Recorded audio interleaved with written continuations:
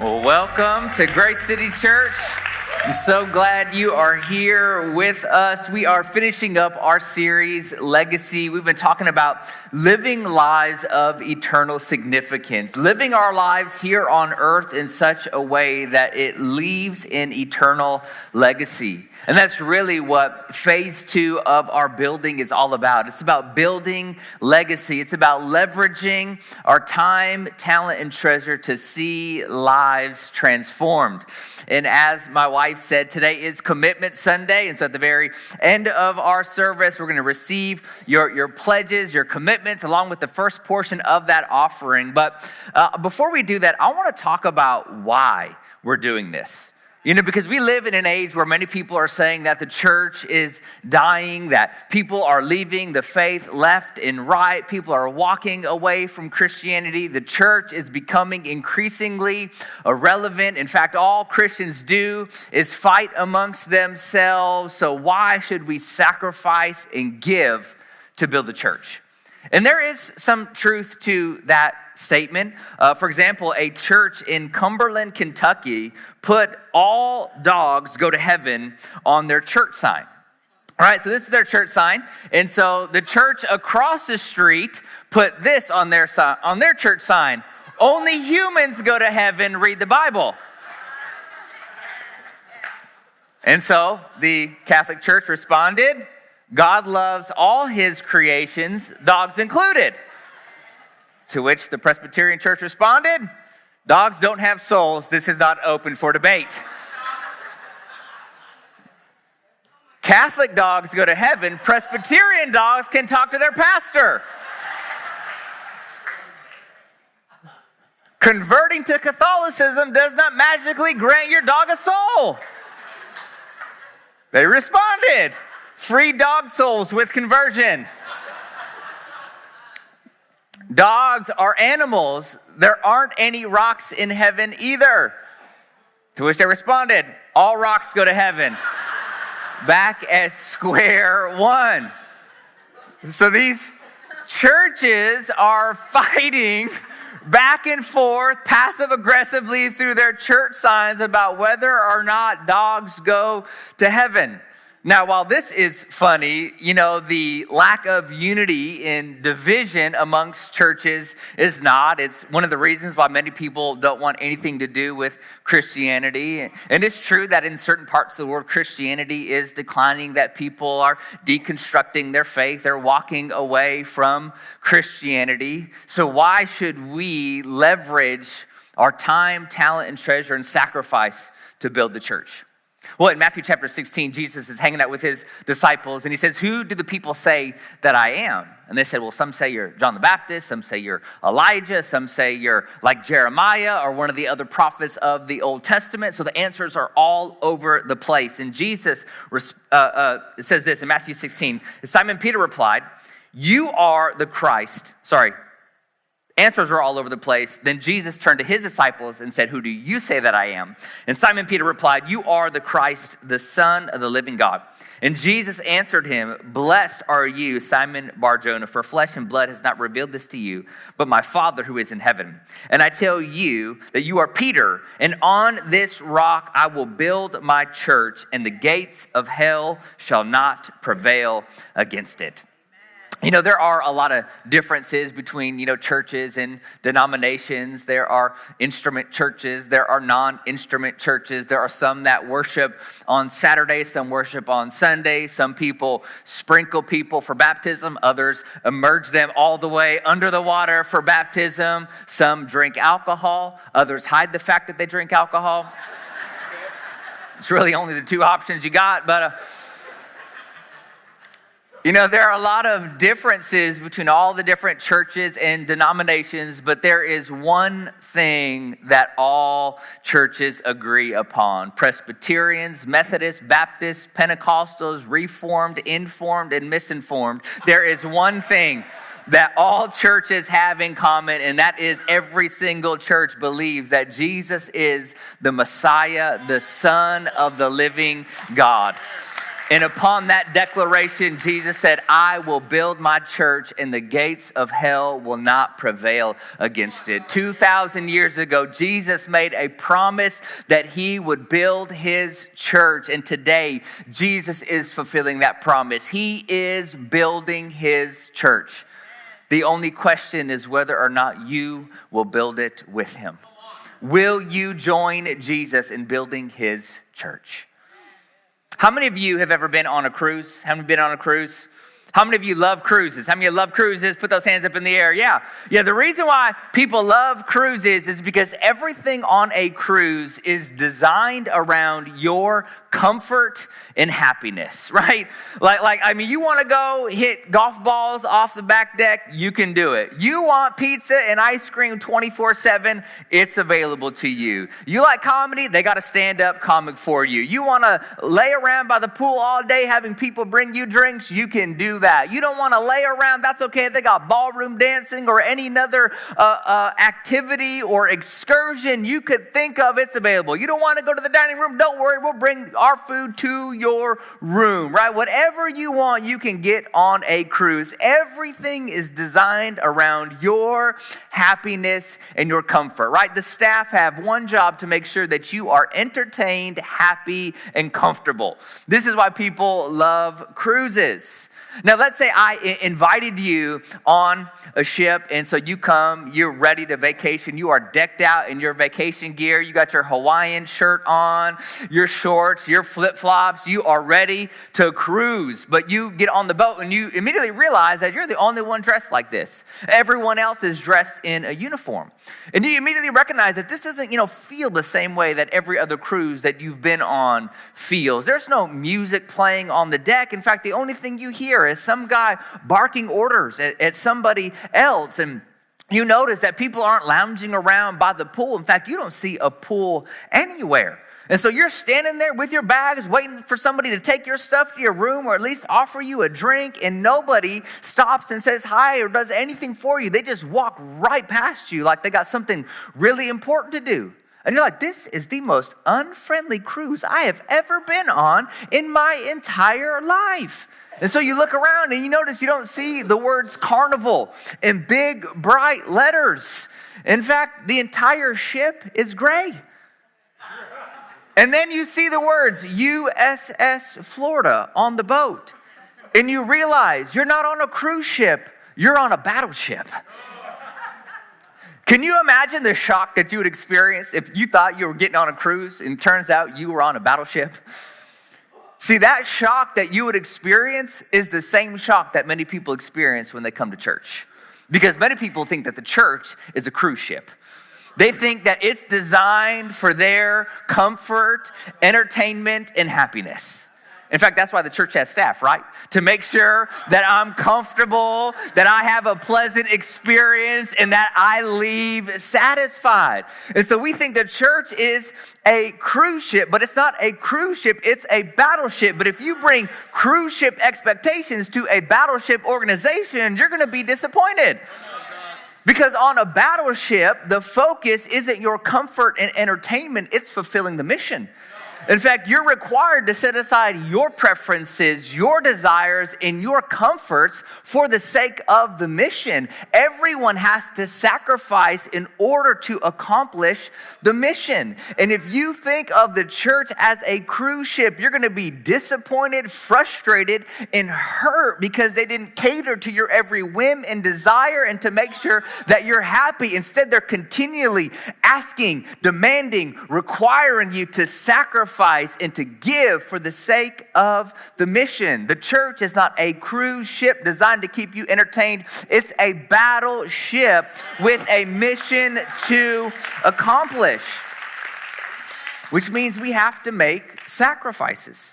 Romans 12:1 says this, "Therefore I urge you, brothers and sisters, by the mercies of God, to present your bodies, dedicating all of yourselves, set apart as living sacrifice unto God, which is your reasonable service." So we're called to be living sacrifices. And here's the thing about sacrifices.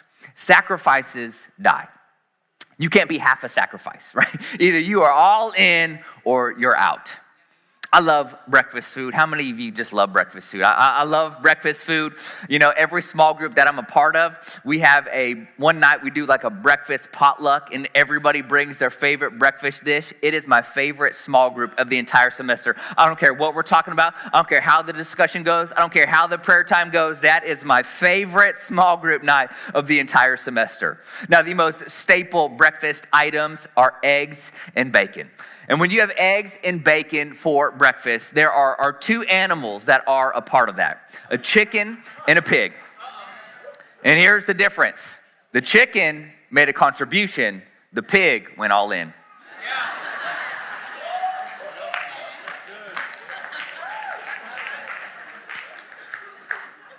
So when God calls us to be living sacrifices, he's not asking for a contribution.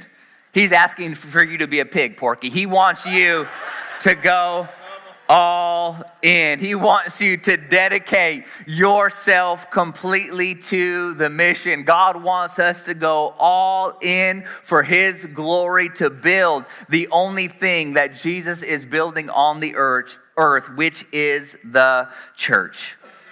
And the reason why God wants us to join him in building his church, the reason why there's only one thing that Jesus is building, and that is the church, is because the church is the hope of the world.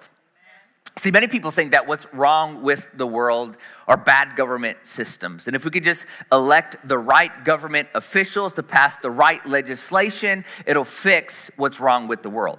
And even though I believe that having godly politicians who pass righteous legislation is a really, really important thing, at the core, what's wrong with the world is not political, it's spiritual. And governments cannot fix what governments did not break. Other people think that what's wrong with the world is the lack of quality education. And so if we could just have great education programs, if we could just give people the access to the right information, it will fix what's wrong with the world. Well, did you know that the greatest advancement in education happened between the year 1900 and 2000? That was the greatest advancement and explosion in education. And do you know what we did during that time with all of our newfound knowledge? We used it to wage so many wars that we killed more people in one century than in every other century combined. And so although I believe that education is important, education cannot fix what's wrong with our world. Other people believe that what's wrong with the world are power epicenters. And so if we just had the right military in the right place, keeping down the small percentage of bad people, we could fix what's wrong with the world.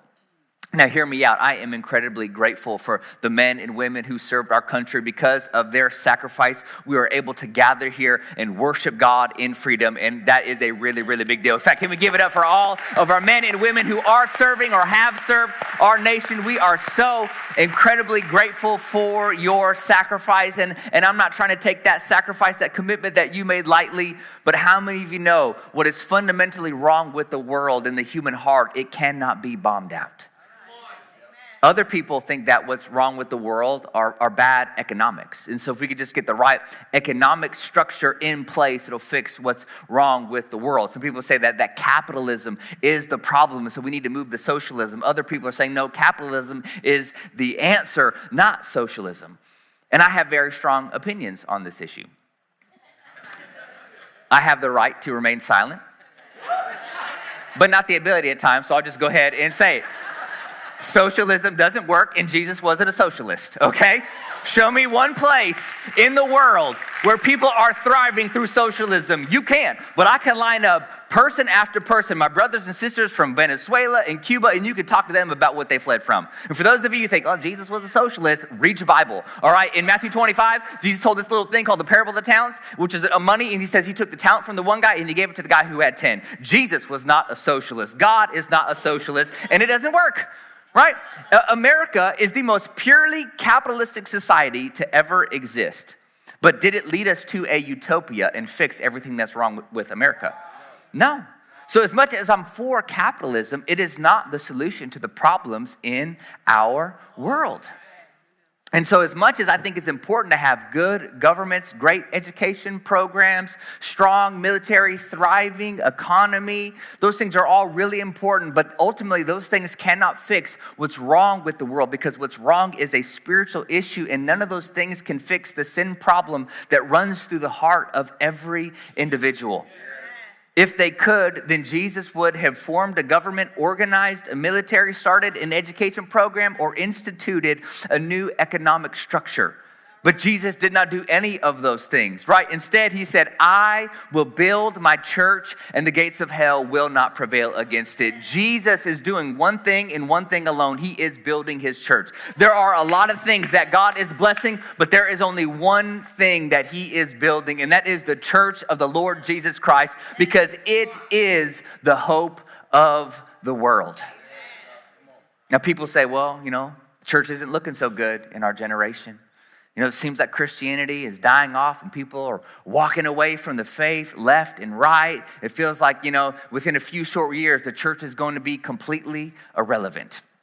And I know that sometimes when you look out at the world, it can seem like the gates of hell are prevailing, that the church is not thriving and changing the world, and that Christianity is actually on the decline. But 2,000 years ago, Jesus made a promise that he would build his church, and Jesus keeps his promise. And all of history shows that Jesus has been faithful to keep that promise. In AD 303, a Roman emperor named Diocletian made it his mission to wipe out Christianity, to completely dismantle the church. He ordered all the Bibles in Rome to be burned, and he started feeding Christians and their families to lions. It was the most intense persecution the church had ever experienced, and everyone thought this is going to be the end of the church. This is how it's going to end. But instead of the church dying, it began to multiply. And the Spirit of God began to pursue the heart of a leader. And 10 years later, a Roman emperor named Constantine became a Christian, and he made Christianity the official religion of the Roman Empire, because Jesus made a promise that he will build his church and the gates of hell will not prevail against it.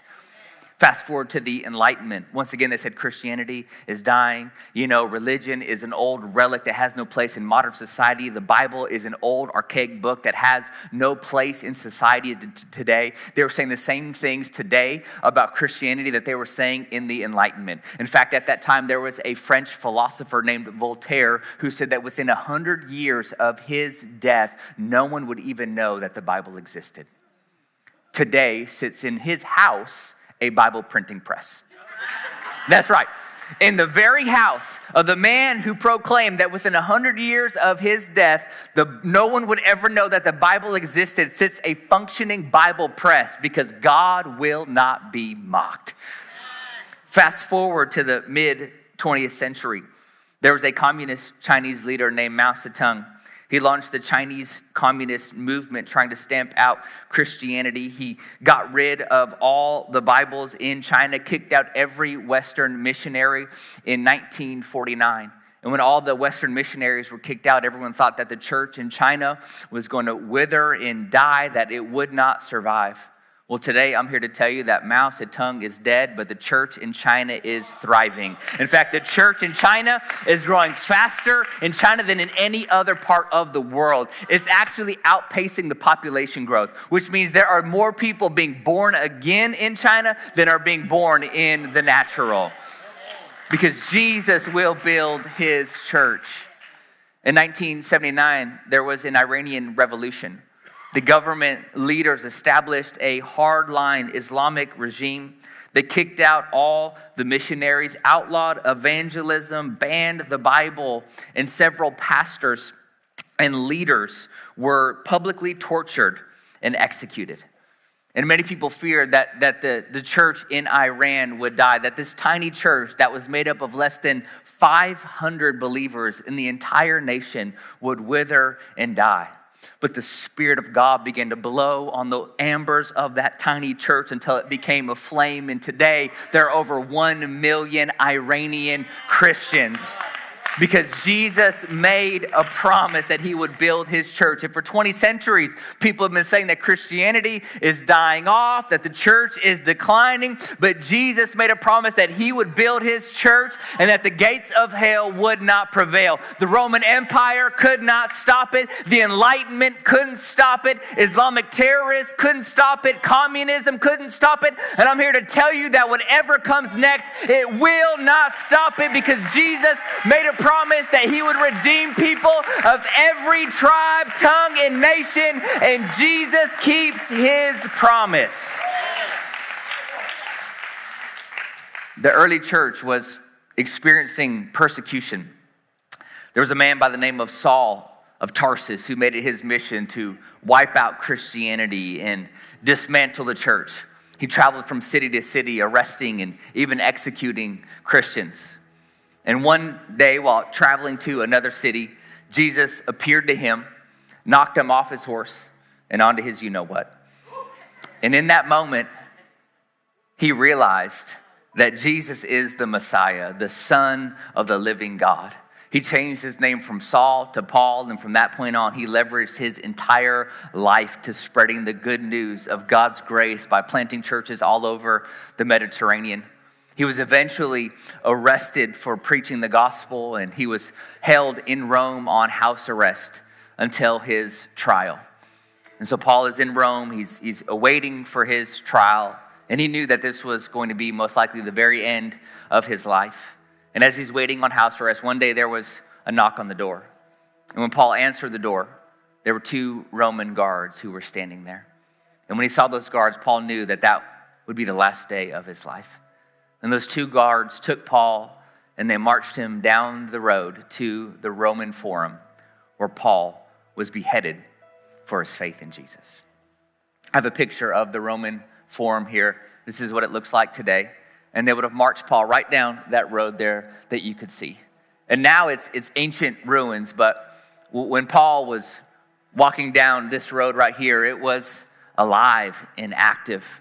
On the right, he would have seen the temple of Tiberius. Tiberius was the Caesar when Jesus was crucified. And then on the left in the distance, he would have seen Nero's circus.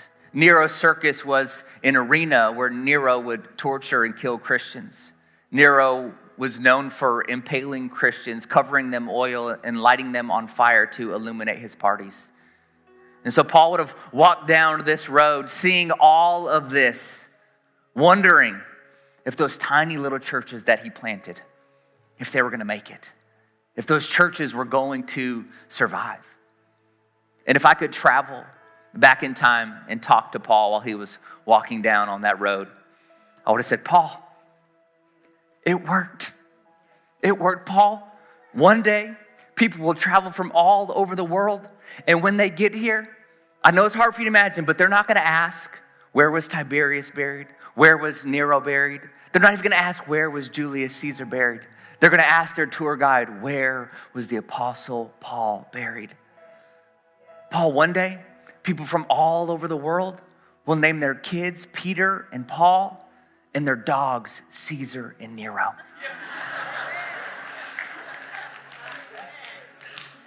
See Nero's circus over there? One day, it will no longer exist. And that in that very spot will be the largest church in the world, St. Peter's Basilica. And people from all over the world will travel to worship Jesus in that spot. In fact, all over Rome, there's going to be buildings with little crosses on them. And they will not be monuments to Roman crucifixion. They will be monuments to the crucifixion of one man, Jesus Christ. Paul, it worked because Jesus made a promise 2,000 years ago that he will build his church and the gates of hell will not prevail against it. And I say all this to say that you may do something more profitable with your life, but you will never do anything more significant than joining Jesus to build his church. You may do something more profitable with your life, but you will never do anything more significant than to join Jesus in building the only thing that he is building on the earth, which is the church.